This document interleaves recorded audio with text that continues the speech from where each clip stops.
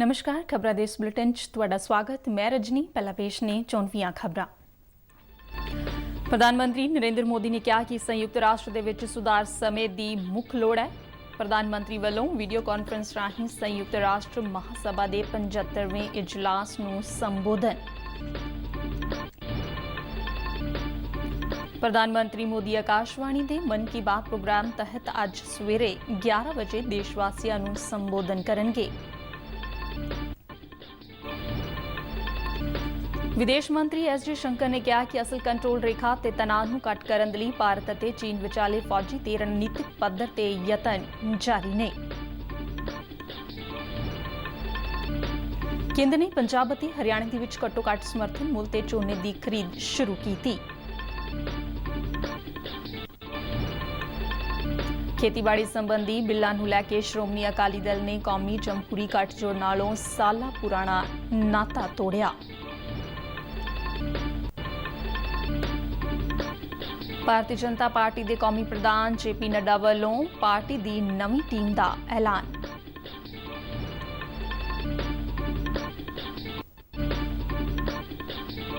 ਪੰਜਾਬ ਦੇ ਵਿੱਚ ਕੋਵਿਡ-19 ਦੇ 1588 ਨਵੇਂ ਕੇਸਾਂ ਦੀ ਪੁਸ਼ਟੀ ਦੇ ਨਾਲ ਕੁੱਲ ਗਿਣਤੀ 1,08,684 ਹੋਈ। ਪੰਜਾਬ ਦੇ ਵਿੱਚ ਹੁਣ ਤੱਕ 86,000 ਤੋਂ ਵੱਧ ਮਰੀਜ਼ ਸਿਹਤਯਾਬ ਹੋਏ। ਤੇ ਹੁਣ ਖਬਰਾਂ ਵਿਸਥਾਰ ਨਾਲ। ਪ੍ਰਧਾਨ ਮੰਤਰੀ ਨਰਿੰਦਰ ਮੋਦੀ ਨੇ ਕਿਹਾ ਕਿ ਸੰਯੁਕਤ ਰਾਸ਼ਟਰ ਦੇ ਵਿੱਚ ਸੁਧਾਰ ਸਮੇਂ ਦੀ ਲੋੜ ਹੈ। ਸੰਯੁਕਤ ਰਾਸ਼ਟਰ ਦੀ ਮਹਾਸਭਾ ਦੇ 75ਵੇਂ ਇਜਲਾਸ ਨੂੰ ਵੀਡੀਓ ਕਾਨਫਰੰਸ ਰਾਹੀਂ ਸੰਬੋਧਨ ਕਰਦਿਆਂ ਪ੍ਰਧਾਨ ਮੰਤਰੀ ਨੇ ਕਿਹਾ ਕਿ ਭਾਰਤ ਨੂੰ ਸੰਯੁਕਤ ਰਾਸ਼ਟਰ ਦੀ ਫੈਸਲਾ ਲੈਣ ਵਾਲੇ ਢਾਂਚੇ ਵਿੱਚੋਂ ਬਾਹਰ ਨਹੀਂ ਰੱਖਿਆ ਜਾ ਸਕਦਾ। ਉਨ੍ਹਾਂ ਕਿਹਾ ਕਿ ਮੌਜੂਦਾ ਸਮੇਂ ਪੂਰਾ ਵਿਸ਼ਵ ਇੱਕ ਨਵੇਂ ਬਦਲਾਅ ਵੱਲ ਵਧ ਰਿਹਾ ਹੈ ਜੋ 1945 ਦੇ ਵਿੱਚ ਸੰਯੁਕਤ ਰਾਸ਼ਟਰ ਦੀ ਸਥਾਪਨਾ ਨਾਲੋਂ ਕੁਝ ਵੱਖਰੀਆਂ ਸਥਿਤੀਆਂ ਨੇ। ਪ੍ਰਧਾਨ ਮੰਤਰੀ ਨੇ ਕਿਹਾ ਕਿ ਭਾਵੇਂ ਦੁਨੀਆ ਦੇ ਵਿੱਚ ਤੀਜੀ ਜੰਗ ਦੇ ਅਸਾਰ ਨਹੀਂ ਪਰ ਕਈ ਹੋਰ ਜੰਗਾਂ, ਦੇਸ਼ ਦੀਆਂ ਅੰਦਰੂਨੀ ਲੜਾਈਆਂ ਤੇ ਅੱਤਵਾਦੀ ਹਮਲੇ ਦੁਨੀਆ ਨੂੰ ਨੁਕਸਾਨ ਪਹੁੰਚਾ ਰਹੇ ਨੇ। ਪ੍ਰਧਾਨ ਮੰਤਰੀ ਨਰਿੰਦਰ ਮੋਦੀ ਨੇ ਕਿਹਾ ਕਿ ਭਾਰਤ ਸੰਯੁਕਤ ਰਾਸ਼ਟਰ ਦੇ ਸਥਾਪਨਾ ਮੈਂਬਰਾਂ ਵਿੱਚੋਂ ਇੱਕ ਹੋਣ ਤੇ ਮਾਣ ਮਹਿਸੂਸ ਕਰਦਾ ਹੈ ਅਤੇ ਇੱਥੋਂ ਦੇ ਲੋਕ ਲੰਬੇ ਸਮੇਂ ਤੋਂ ਸੰਯੁਕਤ ਰਾਸ਼ਟਰ ਦੇ ਵਿੱਚ ਸੁਧਾਰਾਂ ਦੀ ਉਡੀਕ ਕਰ ਰਹੇ ਨੇ। आज पूरे विश्व समुदाय के सामने एक बहुत बड़ा सवाल है कि जिस संस्था का गठन तब की परिस्थितियों में हुआ था उसका स्वरूप क्या आज भी प्रासंगिक है। सदी बदल जाए और हम न बदलें तो बदलाव लाने की ताकत भी कमजोर हो जाती है। ਪ੍ਰਧਾਨ ਮੰਤਰੀ ਨੇ ਕਿਹਾ ਕਿ ਸ਼ਾਂਤੀ ਦੀ ਸਥਾਪਤੀ ਦੇ ਲਈ ਭਾਰਤ ਨੇ ਅਨੇਕਾਂ ਜਵਾਨਾਂ ਦਾ ਬਲੀਦਾਨ ਦਿੱਤਾ ਹੈ ਅਤੇ ਭਾਰਤ ਨੇ ਹਮੇਸ਼ਾ ਮਨੁੱਖਤਾ ਦੇ ਭਲੇ ਦੇ ਲਈ ਵੱਧ ਚੜ੍ਹ ਕੇ ਯੋਗਦਾਨ ਪਾਇਆ ਹੈ। ਪ੍ਰਧਾਨ ਮੰਤਰੀ ਨੇ ਕੋਰੋਨਾ ਸੰਕਟ ਦੌਰਾਨ ਸੰਯੁਕਤ ਰਾਸ਼ਟਰ ਦੀ ਭੂਮਿਕਾ ਤੇ ਵੀ ਸਵਾਲ ਉਠਾਇਆ। ਉਨ੍ਹਾਂ ਕਿਹਾ ਕਿ ਪਿਛਲੇ 75 ਸਾਲਾਂ ਦੌਰਾਨ ਭਾਵੇਂ ਸੰਯੁਕਤ ਰਾਸ਼ਟਰ ਦੀਆਂ ਕਈ ਮਹੱਤਵਪੂਰਨ ਪ੍ਰਾਪਤੀਆਂ ਰਹੀਆਂ ਨੇ ਪਰ ਮੌਜੂਦਾ ਸਮੇਂ ਇਸ ਦੇ ਵੱਖ-ਵੱਖ ਪਹਿਲੂਆਂ ਤੇ ਮੁੜ ਵਿਚਾਰ ਹੋਣਾ ਚਾਹੀਦਾ ਹੈ। ਇਜਲਾਸ ਨੂੰ ਸੰਬੋਧਨ ਕਰਦਿਆਂ ਪ੍ਰਧਾਨ ਮੰਤਰੀ ਨੇ ਕੋਵਿਡ-19 ਮਹਾਮਾਰੀ ਖਿਲਾਫ ਭਾਰਤ ਦੀ ਵਚਨਬੱਧਤਾ ਨੂੰ ਦੁਹਰਾਇਆ। ਉਨ੍ਹਾਂ ਭਰੋਸਾ ਦਿੱਤਾ ਕਿ ਕੋਰੋਨਾ ਦੀ ਵੈਕਸੀਨ ਵਿਕਸਿਤ ਹੋਣ ਉਪਰੰਤ ਸਮੁੱਚੀ ਮਨੁੱਖਤਾ ਦੇ ਲਈ ਇਸ ਦਾ ਦਾਇਰਾ ਵਧਾਇਆ ਜਾਵੇਗਾ। अगर हम बीते 75 वर्षों में संयुक्त राष्ट्र की उपलब्धियों का मूल्यांकन करें तो अनेक उपलब्धियां दिखाई देती हैं, लेकिन इसके साथ ही अनेक ऐसे उदाहरण भी हैं जो संयुक्त राष्ट्र के सामने गंभीर आत्ममंथन की आवश्यकता खड़ी करते हैं। ਪ੍ਰਧਾਨ ਮੰਤਰੀ ਮੋਦੀ ਨੇ ਕਿਹਾ ਕਿ ਭਾਰਤ ਆਤਮ ਨਿਰਭਰਤਾ ਵੱਲ ਵਧ ਰਿਹਾ ਹੈ ਜਿਸ ਤਹਿਤ ਦੇਸ਼ ਦੇ ਵਿੱਚ ਵੱਡੇ ਸੁਧਾਰ ਕੀਤੇ ਗਏ ਨੇ। ਉਨ੍ਹਾਂ ਕਿਹਾ ਹੈ ਕਿ ਉਦਮਤਾ ਅਤੇ ਲੀਡਰਸ਼ਿਪ ਦੇ ਵਿੱਚ ਮਹਿਲਾਵਾਂ ਦੀ ਭੂਮਿਕਾ ਨੂੰ ਉਤਸ਼ਾਹਿਤ ਕੀਤਾ ਜਾ ਰਿਹਾ ਹੈ। ਉਨ੍ਹਾਂ ਦੱਸਿਆ ਕਿ ਮੌਜੂਦਾ ਸਮੇਂ ਭਾਰਤੀ ਮਹਿਲਾਵਾਂ ਦੁਨੀਆ ਦੀ ਸਭ ਤੋਂ ਵੱਡੀ ਗਿਣਤੀ ਦੇ ਵਿੱਚ ਸੂਖਮ ਵਿੱਤ ਸਕੀਮ ਦੀਆਂ ਲਾਭਪਾਤਰੀਆਂ ਨੇ। ਪ੍ਰਧਾਨ ਮੰਤਰੀ ਨੇ ਆਪਣੇ ਸੰਬੋਧਨ ਦੌਰਾਨ ਟਰਾਂਸਜੈਂਡਰਾਂ ਦੇ ਹੱਕਾਂ ਦੀ ਰਾਖੀ ਦੇ ਲਈ ਕੀਤੇ ਗਏ ਕਾਨੂੰਨੀ ਸੁਧਾਰਾਂ ਦਾ ਵੀ ਜ਼ਿਕਰ ਕੀਤਾ। ਪ੍ਰਧਾਨ ਮੰਤਰੀ ਨਰਿੰਦਰ ਮੋਦੀ ਅੱਜ ਰੇਡੀਓ ਤੇ ਮਨ ਕੀ ਬਾਤ ਪ੍ਰੋਗਰਾਮ ਰਾਹੀਂ ਦੇਸ਼ ਵਾਸੀਆਂ ਨੂੰ ਸੰਬੋਧਨ ਕਰਨਗੇ। ਇਸ ਮਹੀਨਾਵਾਰ ਪ੍ਰੋਗਰਾਮ ਦੀ ਇਹ 69ਵੀਂ ਕੜੀ ਹੋਵੇਗੀ। ਮਨ ਕੀ ਬਾਤ ਪ੍ਰੋਗਰਾਮ ਆਕਾਸ਼ਵਾਣੀ ਦੇ ਨਾਲ-ਨਾਲ ਦੂਰਦਰਸ਼ਨ ਦੇ ਸਾਰੇ ਚੈਨਲਾਂ ਤੇ ਵੀ ਸਵੇਰੇ 11 ਵਜੇ ਪ੍ਰਸਾਰਿਤ ਕੀਤਾ ਜਾਂਦਾ ਹੈ। ਇਸ ਪ੍ਰੋਗਰਾਮ ਰਾਹੀਂ ਪ੍ਰਧਾਨ ਮੰਤਰੀ ਜਿੱਥੇ ਆਪਣੀ ਸਰਕਾਰ ਦੇ ਪ੍ਰੋਗਰਾਮਾਂ, ਲੋਕਾਂ ਵੱਲੋਂ ਕੀਤੇ ਗਏ ਚੰਗੇ ਕੰਮਾਂ ਅਤੇ ਦੇਸ਼ ਨੂੰ ਦਰਪੇਸ਼ ਚੁਣੌਤੀਆਂ ਦਾ ਜ਼ਿਕਰ ਕਰਦੇ ਨੇ, ਉੱਥੇ ਲੋਕਾਂ ਦੇ ਸੁਝਾਵਾਂ ਨੂੰ ਵੀ ਇਸ ਪ੍ਰੋਗਰਾਮ ਦੇ ਵਿੱਚ ਸ਼ਾਮਲ ਕੀਤਾ ਜਾਂਦਾ ਹੈ। ਕਈ ਲੋਕਾਂ ਦੇ ਨਾਲ ਉਹ ਸਿੱਧੀ ਗੱਲਬਾਤ ਵੀ ਕਰਦੇ ਨੇ, ਜਿਸ ਦੇ ਚੱਲਦਿਆਂ ਮਨ ਕੀ ਬਾਤ ਪ੍ਰੋਗਰਾਮ ਵਧੇਰੇ ਹਰਮਨ ਪਿਆਰਾ ਹੋਇਆ ਹੈ। ਮਨ ਕੀ ਬਾਤ ਪ੍ਰੋਗਰਾਮ ਦਾ ਪੰਜਾਬੀ ਰੂਪਾਂਤਰਨ ਡੀਡੀ ਪੰਜਾਬੀ ਦੇ ਪ੍ਰੋਗਰਾਮ ਦੇ ਸਿੱਧੇ ਪ੍ਰਸਾਰਣ ਤੋਂ ਤੁਰੰਤ ਬਾਅਦ ਅਤੇ ਇਸ ਦਾ ਮੁੜ ਪ੍ਰਸਾਰਣ ਅੱਜ ਰਾਤ 8 ਵਜੇ ਵੇਖਿਆ ਜਾ ਸਕੇਗਾ। ਵਿਦੇਸ਼ ਮੰਤਰੀ ਡਾਕਟਰ ਐਸ ਜਯਸ਼ੰਕਰ ਨੇ ਕਿਹਾ ਕਿ ਦੇਸ਼ ਦੇ ਹਿੱਤਾਂ ਦੀ ਰਾਖੀ ਦੇ ਲਈ ਸਾਨੂੰ ਸਾਡੇ ਸੁਰੱਖਿਆ ਬਲਾਂ ਤੇ ਭਰੋਸਾ ਕਰਨਾ ਚਾਹੀਦਾ ਹੈ। ਨਵੀਂ ਦਿੱਲੀ ਦੇ ਵਿੱਚ ਇੱਕ ਇੰਟਰਵਿਊ ਦੌਰਾਨ ਪੂਰਬੀ ਲੱਦਾਖ ਦੇ ਵਿੱਚ ਸਥਿਤੀ ਬਾਰੇ ਬੋਲਦਿਆਂ ਜਯਸ਼ੰਕਰ ਨੇ ਕਿਹਾ ਹੈ ਕਿ ਚੀਨ ਦੇ ਨਾਲ ਗੱਲਬਾਤ ਦੇ ਇਸ ਦੌਰ ਦੇ ਵਿੱਚ ਫੌਜੀ ਤੇ ਰਣਨੀਤਿਕ ਪੱਧਰ ਤੇ ਪ੍ਰੋਸਕੀ ਦਾ ਤੰਤਰ ਮਜ਼ਬੂਤ ਹੋਣਾ ਜ਼ਰੂਰੀ ਹੈ। ਉਨ੍ਹਾਂ ਕਿਹਾ ਹੈ ਕਿ ਪੂਰਬੀ ਲੱਦਾਖ ਦੇ ਵਿੱਚ LAC ਤੇ ਚੀਨ ਦੇ ਨਾਲ ਤਣਾਅ ਕੌਮੀ ਸੁਰੱਖਿਆ ਦਾ ਮੁੱਦਾ ਹੈ, ਜਿਸ ਦੀ ਜ਼ਮੀਨੀ ਸਥਿਤੀ ਨੂੰ ਸਮਝਿਆ ਜਾਣਾ ਚਾਹੀਦਾ ਹੈ। ਸ਼ੰਘਾਈ ਸਹਿਯੋਗ ਸੰਗਠਨ ਦੀ 10 ਸਤੰਬਰ ਨੂੰ ਮਾਸਕੋ ਦੇ ਵਿੱਚ ਹੋਈ ਮੀਟਿੰਗ ਦੌਰਾਨ ਚੀਨੀ ਹਮਰੁਤਬਾ ਵਾਂਗ ਜੀ ਦੇ ਨਾਲ ਮੁਲਾਕਾਤ ਦਾ ਜ਼ਿਕਰ ਕਰਦਿਆਂ ਉਨ੍ਹਾਂ ਕਿਹਾ ਕਿ ਤਣਾਅ ਵਾਲੇ ਖੇਤਰ ਵਿੱਚੋਂ ਸਥਿਤੀ ਨੂੰ ਸੁਖਾਵਾਂ ਬਣਾਉਣ ਦੇ ਲਈ 5 ਬਿੰਦੂਆਂ ਤੇ ਸਹਿਮਤੀ ਪ੍ਰਗਟ ਕੀਤੀ ਗਈ ਸੀ, ਜਿਸ ਤੋਂ ਬਾਅਦ ਵੀ ਤਣਾਅ ਨੂੰ ਘੱਟ ਕਰਨ ਤੇ ਯਤਨ ਲਗਾਤਾਰ ਜਾਰੀ ਨੇ। ਜਯਸ਼ੰਕਰ ਨੇ ਕਿਹਾ ਕਿ ਮਾਸਕੋ ਦੇ ਵਿੱਚ ਹੋਏ ਸਮਝੌਤੇ ਦੇ ਆਧਾਰ ਤੇ ਹੀ ਦੋਵਾਂ ਮੁਲਕਾਂ ਦੇ ਕੋਰ ਕਮਾਂਡਰਾਂ ਵਿਚਾਲੇ 6ਵੇਂ ਗੇੜ ਦੀ ਗੱਲਬਾਤ ਹੋਈ ਸੀ, ਜਿਸ ਦੇ ਵਿੱਚ ਪਹਿਲੀ ਵਾਰ ਵਿਦੇਸ਼ ਮੰਤਰਾਲਾ ਦੇ ਸੰਯੁਕਤ ਸਕੱਤਰ ਵੱਲੋਂ ਵੀ ਭਾਗ ਲਿਆ ਗਿਆ ਸੀ।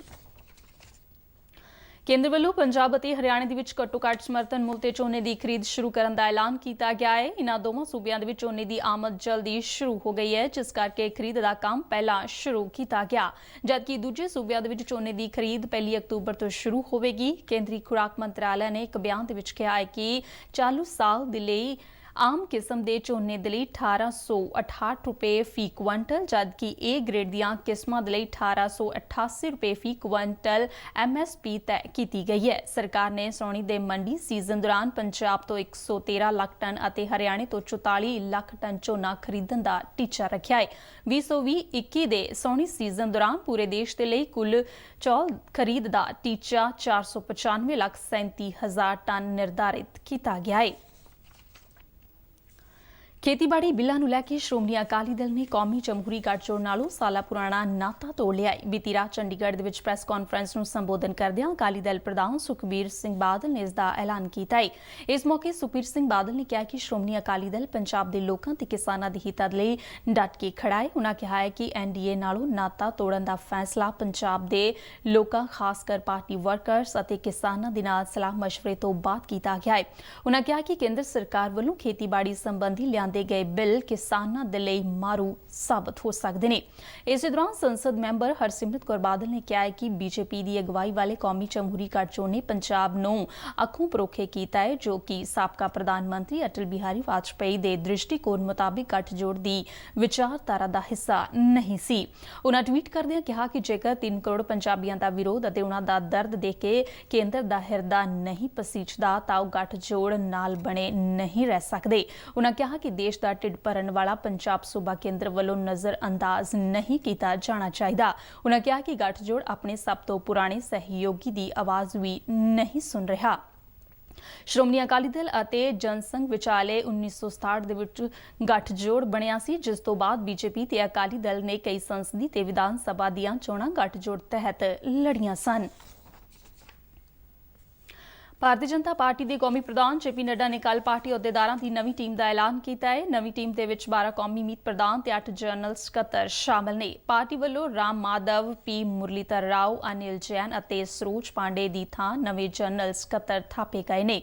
ਤਰਨ ਚੁੱਗ, ਦੀਪ ਸੇਕੀਆ, ਦੁਸ਼ਯੰਤ ਕੁਮਾਰ ਗੌਤਮ, D ਪੁਰੰਦੇਸ਼ਵਰੀ ਅਤੇ CT ਰਵੀ ਨੂੰ ਕੌਮੀ ਜਨਰਲ ਸਕੱਤਰ ਬਣਾਇਆ ਗਿਆ ਹੈ। ਪਾਰਟੀ ਵੱਲੋਂ ਲਾਲ ਸਿੰਘ ਆਰੀਆ ਭਾਜਪਾ ਦੇ ਅਨੁਸੂਚਿਤ ਜਾਤੀ ਮੋਰਚਾ ਦੇ ਨਵੇਂ ਮੁਖੀ ਬਣਾਏ ਗਏ ਨੇ। ਜਮਾਲ ਸਦੀਕੀ ਨੂੰ ਪਾਰਟੀ ਦੇ ਘੱਟ ਗਿਣਤੀ ਮੋਰਚਾ ਦਾ ਪ੍ਰਧਾਨ ਲਗਾਇਆ ਗਿਆ ਹੈ। ਭਾਜਪਾ ਵੱਲੋਂ ਕੌਮੀ ਬੁਲਾਰਿਆਂ ਦੀ ਗਿਣਤੀ ਵਧਾ ਕੇ 23 ਕਰ ਦਿੱਤੀ ਗਈ ਹੈ। ਮੈਂਬਰ ਪਾਰਲੀਮੈਂਟ ਅਨਿਲ ਬਲੂਨੀ ਨੂੰ ਮੁੱਖ ਬੁਲਾਰਾ ਨਿਯੁਕਤ ਕੀਤਾ ਗਿਆ ਹੈ ਅਤੇ ਉਹ ਪਾਰਟੀ ਦੇ ਮੀਡੀਆ ਇੰਚਾਰਜ ਬਣੇ ਰਹਿਣਗੇ। ਤੇਜਸਵੀ ਸੂਰਿਆ ਨੂੰ ਪੂਨਮ ਮਹਾਜਨ ਦੀ ਥਾਂ ਭਾਜਪਾ ਯੁਵਾ ਮੋਰਚਾ ਦਾ ਪ੍ਰਧਾਨ ਬਣਾਇਆ ਗਿਆ ਹੈ। ਸੰਸਦ ਮੈਂਬਰ ਸਮੀਰ ਉਰਾਫ ਨੂੰ ਭਾਜਪਾ ਜਨਜਾਤੀ ਮੋਰਚਾ ਦਾ ਮੁਖੀ ਥਾਪਿਆ ਗਿਆ ਹੈ। ਕੇਂਦਰੀ ਗ੍ਰਹਿ ਮੰਤਰੀ ਅਮਿਤ ਸ਼ਾਹ ਅੱਜ ਉੱਤਰ ਪੂਰਬ ਦੇ ਰਾਜਾਂ ਦੇ ਲਈ ਡੈਸਟੀਨੇਸ਼ਨ ਨਾਰਥ ਈਸਟ 2020 ਦਾ ਵਰਚੁਅਲ ਮਾਧਿਅਮ ਰਾਹੀਂ ਉਦਘਾਟਨ ਕਰਨਗੇ। ਇਸ ਪ੍ਰੋਗਰਾਮ ਦਾ ਮਕਸਦ ਉੱਤਰ ਪੂਰਬ ਦੇ ਸੂਬਿਆਂ ਦੇ ਵਿੱਚ ਸੈਰ ਸਪਾਟਾ ਟਿਕਾਣਿਆਂ ਨੂੰ ਉਭਾਰਨਾ ਤੇ ਸੈਲਾਨੀਆਂ ਦੀ ਆਮਦ ਨੂੰ ਵਧਾਉਣਾ ਹੈ। ਉੱਤਰ ਪੂਰਬੀ ਖੇਤਰ ਦੇ ਵਿਕਾਸ ਬਾਰੇ ਮੰਤਰਾਲੇ ਦੇ ਇਸ ਸਮਾਗਮ ਦੌਰਾਨ ਆਡੀਓ ਵੀਡੀਓ ਮਾਧਿਅਮ ਰਾਹੀਂ ਸੂਬਿਆਂ ਦੇ ਸੈਰ ਸਪਾਟਾ ਟਿਕਾਣਿਆਂ, ਮਹੱਤਵਪੂਰਨ ਸ਼ਖਸੀਅਤਾਂ, ਪ੍ਰਸਿੱਧ ਸਥਾਨਕ ਉਦਮੀਆਂ ਤੇ ਰਵਾਇਤੀ ਪਹਿਰਾਵਾ ਤੇ ਸਥਾਨਕ ਉਤਪਾਦਾਂ ਦਾ ਪ੍ਰਦਰਸ਼ਨ ਕੀਤਾ ਜਾਵੇਗਾ।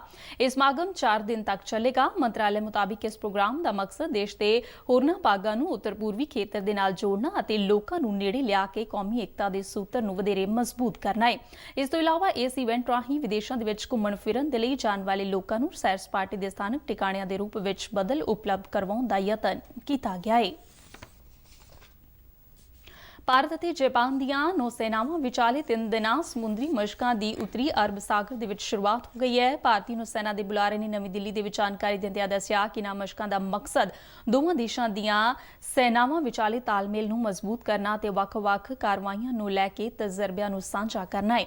ਉਨ੍ਹਾਂ ਦੱਸਿਆ ਕਿ ਦੋਵਾਂ ਦੇਸ਼ਾਂ ਵਿਚਾਲੇ ਫੌਜੀ ਮਸ਼ਕਾਂ ਦੇ ਲਈ 9 ਸਤੰਬਰ ਨੂੰ ਇੱਕ ਮਹੱਤਵਪੂਰਨ ਸਮਝੌਤਾ ਕਲਮਬੱਧ ਕੀਤਾ ਗਿਆ ਸੀ, ਜਿਸ ਤਹਿਤ ਦੋਵਾਂ ਮੁਲਕ ਇੱਕ ਦੂਜੇ ਦੇ ਟਿਕਾਣਿਆਂ ਨੂੰ ਢੁਆ-ਢੁਆਈ ਦੇ ਲਈ ਵਰਤ ਸਕਦੇ ਨੇ। ਬੁਲਾਰੇ ਨੇ ਦੱਸਿਆ ਕਿ ਭਾਰਤੀ ਨੌਸੈਨਾ ਦੇ ਹਮਲਾਵਰ ਬੇੜੇ ਤਰਕਸ਼ ਅਤੇ ਫਲੀਟ ਟੈਂਕਰ ਦੀਪਕ ਇਨ੍ਹਾਂ ਜੰਗੀ ਮਸ਼ਕਾਂ ਦੇ ਵਿੱਚ ਹਿੱਸਾ ਲੈਣਗੇ, ਜਦਕਿ ਇਹ ਜਾਪਾਨ ਵੱਲੋਂ ਉਨ੍ਹਾਂ ਦਾ ਜੰਗੀ ਬੇੜਾ ਕਾਗਾ ਅਤੇ ਇਕਾਊਚੀ ਭਾਗ ਲੈਣਗੇ। ਚੀਨ ਦੇ ਨਾਲ ਸਰਹੱਦੀ ਤਣਾਅ ਦੇ ਚਲਦਿਆਂ ਭਾਰਤ ਹਿੰਦ ਮਹਾਸਾਗਰ ਦੇ ਵਿੱਚ ਆਪਣੀ ਸਥਿਤੀ ਨੂੰ ਵਧੇਰੇ ਮਜ਼ਬੂਤ ਕਰ ਰਿਹਾ ਹੈ, ਜਿਸ ਤਹਿਤ ਬੀਤੇ ਦਿਨ ਨੌਸੈਨਾ ਵੱਲੋਂ ਹਿੰਦ ਮਹਾਸਾਗਰ ਦੇ ਵਿੱਚ ਆਸਟ੍ਰੇਲੀਆਈ ਨੌਸੈਨਾ ਦੇ ਨਾਲ ਸਮੁੰਦਰੀ ਮਸ਼ਕਾਂ ਕੀਤੀਆਂ ਗਈਆਂ ਸਨ। ਇਸ ਤੋਂ ਪਹਿਲਾਂ ਭਾਰਤ ਅਮਰੀਕਾ ਨਾਲ ਵੀ ਇਸ ਖਿੱਤੇ ਦੇ ਵਿੱਚ ਸਮੁੰਦਰੀ ਮਸ਼ਕਾਂ ਦੇ ਵਿੱਚ ਭਾਗ ਲੈ ਚੁੱਕਿਆ ਹੈ। ਪੰਜਾਬ ਦੇ ਵਿੱਚ 1588 ਨਵੇਂ ਕੋਵਿਡ ਕੇਸਾਂ ਦੀ ਪੁਸ਼ਟੀ ਦੇ ਨਾਲ ਸੂਬੇ ਦੇ ਵਿੱਚ ਕੁੱਲ ਗਿਣਤੀ 1,08,684 ਹੋ ਗਈ ਹੈ। ਸਿਹਤ ਵਿਭਾਗ ਵੱਲੋਂ ਜਾਰੀ ਮੀਡੀਆ ਬੁਲੇਟਿਨ ਮੁਤਾਬਿਕ ਮਹਾਮਾਰੀ ਦੇ ਨਾਲ ਬੀਤੇ ਦਿਨ 54 ਲੋਕਾਂ ਦੀ ਮੌਤ ਹੋਈ, ਜਿਸ ਦੇ ਨਾਲ ਹੁਣ ਤੱਕ ਸੂਬੇ ਦੇ ਵਿੱਚ ਮੌਤਾਂ ਦੀ ਗਿਣਤੀ 3188 ਤੱਕ ਪਹੁੰਚ ਗਈ ਹੈ। ਮਹਿਕਮੇ ਮੁਤਾਬਿਕ ਬੀਤੇ ਦਿਨ ਮੋਹਾਲੀ ਦੇ ਵਿੱਚ 10, ਜਲੰਧਰ ਦੇ ਵਿੱਚ 8, ਲੁਧਿਆਣਾ ਤੇ ਅੰਮ੍ਰਿਤਸਰ ਦੇ ਵਿੱਚ 6, ਪਟਿਆਲੇ ਦੇ ਵਿੱਚ 5, ਸੰਗਰੂਰ 'ਚ 4 ਅਤੇ ਪਠਾਨਕੋਟ ਦੇ ਵਿੱਚ 3 ਕੋਰੋਨਾ ਮਰੀਜ਼ਾਂ ਦੀ ਮੌਤ ਹੋਈ। ਨਵੇਂ ਪੁਸ਼ਟੀ ਹੋਏ ਕੇਸਾਂ ਦੇ ਵਿੱਚ ਸਭ ਤੋਂ ਵੱਧ ਜਲੰਧਰ ਦੇ ਵਿੱਚ 195, ਲੁਧਿਆਣਾ ਤੇ ਪਟਿਆਲਾ 172, ਮੋਹਾਲੀ 153, ਗੁਰਦਾਸਪੁਰ 147 ਅਤੇ ਅੰਮ੍ਰਿਤਸਰ ਦੇ ਵਿੱਚ 132 ਕੇਸ ਪਾਏ ਗਏ। ਮੀਡੀਆ ਬੁਲੇਟਿਨ ਮੁਤਾਬਿਕ 60 ਗੰਭੀਰ ਮਰੀਜ਼ਾਂ ਨੂੰ ਵੈਂਟੀਲੇਟਰ ਤੇ ਰੱਖਿਆ ਗਿਆ ਹੈ। ਸੂਬੇ ਦੇ ਵਿੱਚ ਹੁਣ ਤੱਕ ਸਿਹਤਯਾਬ ਹੋਣ ਵਾਲੀ ਮਰੀਜ਼ਾਂ ਦੀ ਗਿਣਤੀ 86,013 ਹੋ ਗਈ ਅਤੇ 19,483 ਐਕਟਿਵ ਕੇਸ ਨੇ। ਪੰਜਾਬ ਦੇ ਵਿੱਚ ਹੁਣ ਤੱਕ 17,40,000 ਤੋਂ ਵੱਧ ਕੋਰੋਨਾ ਜਾਂਚ ਟੈਸਟ ਕੀਤੇ ਜਾ ਚੁੱਕੇ ਨੇ। ਦੇਸ਼ ਦੇ ਬਾਕੀ ਹਿੱਸਿਆਂ ਵਾਂਗ ਪੰਜਾਬ ਵਿੱਚ ਵੀ ਲੋਕਾਂ ਨੇ ਉਜਵਲਾ ਯੋਜਨਾ ਤਹਿਤ ਕੋਰੋਨਾ ਦੇ ਮੌਜੂਦਾ ਦੌਰ ਸਮੇਂ ਗਰੀਬ ਪਰਿਵਾਰਾਂ ਨੂੰ ਦਿੱਤੇ ਜਾ ਰਹੇ ਮੁਫਤ ਸਿਲੰਡਰਾਂ ਦਾ ਲਾਹਾ ਲਿਆ। ਪ੍ਰਸਾਰ ਭਾਰਤੀ ਦੀ ਮੁਹਾਲੀ ਸਥਿਤ ਨੁਮਾਇੰਦੇ ਨੇ ਜ਼ਿਲ੍ਹੇ ਦੇ ਪਿੰਡ ਹਰਲਾਲਪੁਰ ਦੇ ਵਿੱਚ ਕਈ BPL ਪਰਿਵਾਰਾਂ ਦੇ ਨਾਲ ਗੱਲਬਾਤ ਕੀਤੀ, ਜਿਨ੍ਹਾਂ ਦੱਸਿਆ ਕਿ ਔਖੇ ਸਮੇਂ ਜਦ ਕੰਮਕਾਰ ਬੰਦ ਹੋਣ ਕਰਕੇ ਉਹਨਾਂ ਨੂੰ 2 ਵਕਤ ਦੀ ਰੋਟੀ ਦਾ ਹੀਲਾ ਕਰਨਾ ਔਖਾ ਸੀ, ਤਾਂ ਪ੍ਰਧਾਨ ਮੰਤਰੀ ਨਰਿੰਦਰ ਮੋਦੀ ਵੱਲੋਂ ਮੁਫਤ ਰਾਸ਼ਨ ਦੇ ਨਾਲ-ਨਾਲ ਉਹਨਾਂ ਨੂੰ ਰਸੋਈ ਗੈਸ ਵੀ ਮੁਫਤ ਮੁਹੱਈਆ ਕਰਵਾਈ ਗਈ, ਜਿਸ ਦੇ ਨਾਲ ਉਹ ਆਪਣਾ ਗੁਜ਼ਾਰਾ ਕਰ ਸਕੇ। ਪਿੰਡ ਵਾਸੀ ਸਤਿੰਦਰ ਕੌਰ, ਨਸੀਬ ਕੌਰ, ਸਿਮਰ ਕੌਰ, ਸੰਦੀਪ ਕੌਰ, ਕੁਲਵਿੰਦਰ ਕੌਰ, ਜਸਵਿੰਦਰ ਕੌਰ ਤੇ ਪਰਮਜੀਤ ਕੌਰ ਆਦਿ ਨੇ ਇਸ ਸਹਾਇਤਾ ਦੇ ਲਈ ਪ੍ਰਧਾਨ ਮੰਤਰੀ ਦਾ ਤਹਿ ਦਿਲੋਂ ਧੰਨਵਾਦ ਕੀਤਾ। ਕੋਰੋਨਾ ਵਿੱਚ ਮੋਦੀ ਸਾਹਿਬ ਨੇ ਸਾਨੂੰ 3 ਸਿਲੰਡਰ ਫ੍ਰੀ ਅਤੇ ਅਕਾਊਂਟ ਵਿੱਚ 1500 ਰੁਪਏ ਪਾਇਆ। ਉਹਨਾਂ ਦਾ ਬਹੁਤ ਬਹੁਤ ਧੰਨਵਾਦ। ਮੋਦੀ ਸਾਹਿਬ ਦਾ ਬਹੁਤ ਬਹੁਤ ਸ਼ੁਕਰੀਆ ਹੈ ਕਿ ਸਾਨੂੰ 3 ਚੀਜ਼ਾਂ ਫ੍ਰੀ ਦਿੱਤੀਆਂ, ਗੈਸ, ਚੁੱਲ੍ਹਾ। ਕੋਰੋਨਾ ਵਿੱਚ ਸਾਨੂੰ 3 ਸਿਲੰਡਰ ਫ੍ਰੀ ਦਿੱਤੇ ਜੀ। ਉਜਲਾ ਯੋਜਨਾ 'ਚ ਮੈਨੂੰ ਫ੍ਰੀ ਕਨੈਕਸ਼ਨ ਮਿਲਿਆ ਜੀ। ਕਰੋਨਾ 'ਚ ਮੈਨੂੰ 3 ਸਿਲੰਡਰ ਮਿਲੇ ਜੀ ਫ੍ਰੀ, ਤੇ ਮੇਰੇ ਖਾਤੇ 'ਚ ਪੈਸੇ ਵੀ ਆ ਗਏ। 1500 ਜਨਧਨ ਖਾਤੇ ਵਿੱਚ ਆਈ ਮੇਰੇ। ਸਰਕਾਰ ਦਾ ਸ਼ੁਕਰੀਆ ਤੇ ਮੈਨੂੰ ਅਨਾਜ ਵੀ ਮਿਲਿਆ, ਤੇ ਮੋਦੀ ਸਾਹਿਬ ਦਾ ਸ਼ੁਕਰੀਆ ਤੇ ਆਪ ਦਾ ਸ਼ੁਕਰੀਆ ਤੋਂ 3 ਸਿਲੰਡਰ ਮਿਲੇ ਸਾਨੂੰ। ਕਰੋਨਾ 'ਚ ਬੜੀ ਮਦਦ ਹੋਈ ਗਰੀਬ ਵਾਲੀ। ਪੰਜਾਬ ਪੁਲਿਸ ਵੱਲੋਂ ਚਲਾਈ ਗਈ ਵਿਸ਼ੇਸ਼ ਮੁਹਿੰਮ ਤਹਿਤ ਬੀਤੇ ਦਿਨ ਅੰਮ੍ਰਿਤਸਰ ਦੇ ਵਿੱਚੋਂ 1230 ਲੀਟਰ ਤੋਂ ਵੱਧ ਨਾਜਾਇਜ਼ ਸ਼ਰਾਬ ਬਰਾਮਦ ਕੀਤੀ ਗਈ। ਡੀਜੀਪੀ ਦਿਨਕਰ ਗੁਪਤਾ ਨੇ ਚੰਡੀਗੜ੍ਹ ਦੇ ਵਿੱਚ ਜਾਣਕਾਰੀ ਦਿੰਦਿਆਂ ਦੱਸਿਆ ਕਿ ਪੁਲਿਸ ਵੱਲੋਂ ਮਜੀਠਾ, ਜਨਾਲਾ ਤੇ ਅਟਾਰੀ ਅਧੀਨ ਪੈਂਦੇ 9 ਵਿਕਰੀ ਟਿਕਾਣਿਆਂ ਤੋਂ ਭਾਰੀ ਮਾਤਰਾ ਦੇ ਵਿੱਚ ਨਾਜਾਇਜ਼ ਸ਼ਰਾਬ ਬਰਾਮਦ ਕੀਤੀ ਗਈ ਹੈ। ਡੀਜੀਪੀ ਨੇ ਦੱਸਿਆ ਕਿ ਇਸ ਮਾਮਲੇ ਤਹਿਤ ਦੋਸ਼ੀਆਂ ਖਿਲਾਫ FIR ਦਰਜ ਕੀਤੀ ਗਈ ਹੈ ਤੇ ਨਾਜਾਇਜ਼ ਸ਼ਰਾਬ ਦੀ ਬਰਾਮਦਗੀ ਦੇ ਲਈ ਛਾਪੇਮਾਰੀ ਕੀਤੀ ਜਾ ਰਹੀ ਹੈ।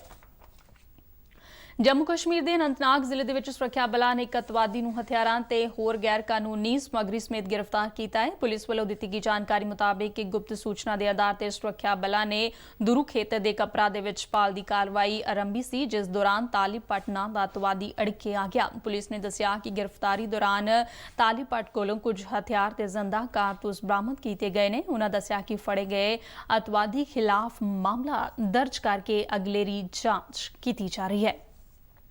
ਇਸ ਦੇ ਨਾਲ ਹੀ ਖਬਰਾਂ ਦਾ ਇਹ ਬੁਲੇਟਿਨ ਖਤਮ ਹੁੰਦਾ ਹੈ। ਨਮਸਕਾਰ।